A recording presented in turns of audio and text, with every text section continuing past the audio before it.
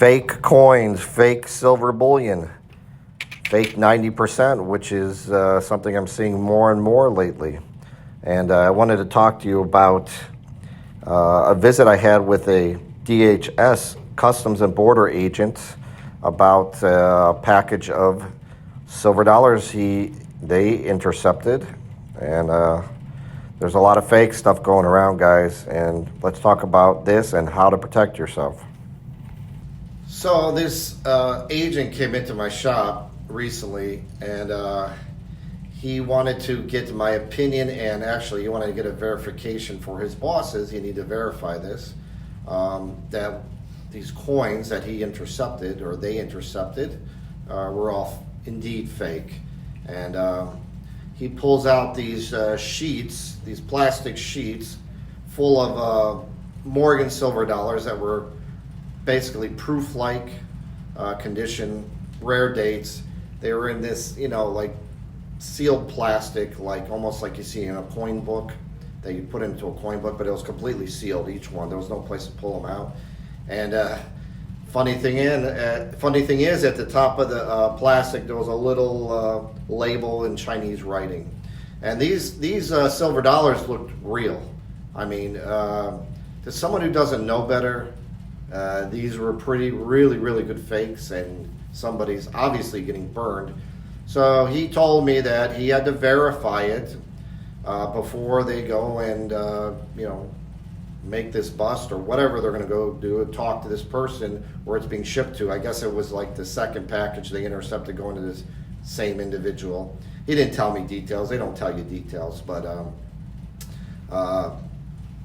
and I started asking him questions. Is this a problem? Because I see a lot of fakes in here lately. And he said, yeah, they're intercepting a lot of stuff. It's coming in from overseas, and unfortunately, there's a lot of people getting burned by it. So, as you saw in my little intro video there's a lot of fake stuff. That's just stuff that came in from customers.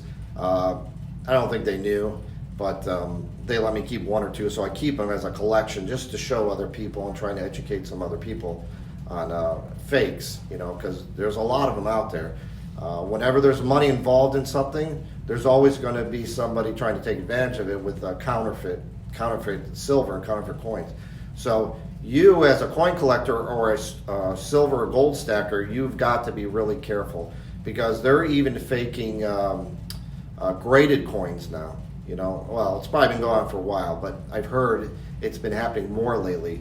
And even the other day, I saw 4 fake 10-ounce silver bars sealed into plastic. It said Royal Canadian Mint on them. Something about them looked funny to me, so I tested them. And if you're going to be putting your hard-earned money into this stuff, be very careful where you're buying from. So I would be really careful and avoid some of these local online forums where you might, you would have to go. They're not forums, they're social media accounts or whatever. I'm not going to name names, you know what they are, where you would actually meet up locally with one of these sellers of bullion. This is where most of this is going on. You go onto one of these sites, you find a deal, it looks like a decent deal or good deal, and you say, let me go out there and take a look at this. And if you're not real savvy at determining whether or not it's a fake or not, they're fakes, you're probably going to get burned. It's pretty rampant. I see it all over the place, and I have customers coming in all the time with, I got a great deal on this. It happened to one of my customers recently. He bought 100 Morgan dollars, and they looked real, and he didn't test them. He didn't really know enough to test them, and he lost all the money he gave the guy. And good luck getting your money back at that point. And the question came up is, why don't these people get prosecuted? I guess, and I'm not in law enforcement, but I guess it's really difficult to prosecute these people, because their excuse is basically, I had no idea. I bought them at the flea market. I bought it from some coin shop in wherever.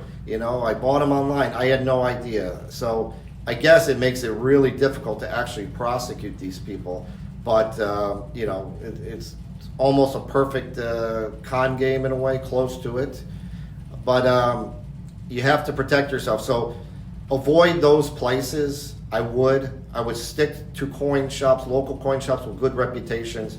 Even online, it's fine. Online bullion dealers are fine, with good reputations, of course. But if you find some obscure website where the price seems to be too good to be true, it is. I'm telling you it is. Because nobody's selling you Silver Eagles at a 20% under spot discount. It's not happening. There's no such thing. It's the old adage. You got to protect yourself. And I think greed gets the better of some of us sometimes. And you think it's a great deal, and you just go ahead and go with it. But don't do it. I'm telling you, don't do it. But if you do go and meet somebody in person, you got to have some knowledge. You got to know how to test some of this stuff. If you're going to go meet someone in person, I suggest you bring with a few tools and some knowledge of what you're buying, so that you could at least test it. I'm not telling you to go out and buy expensive equipment, but there's a few basic things you should automatically do. And one of them is get yourself one of these really strong magnets. They sell them online on Amazon, or maybe eBay or whatever. It's got to be a really, really strong magnet made for this type of stuff, for precious metals.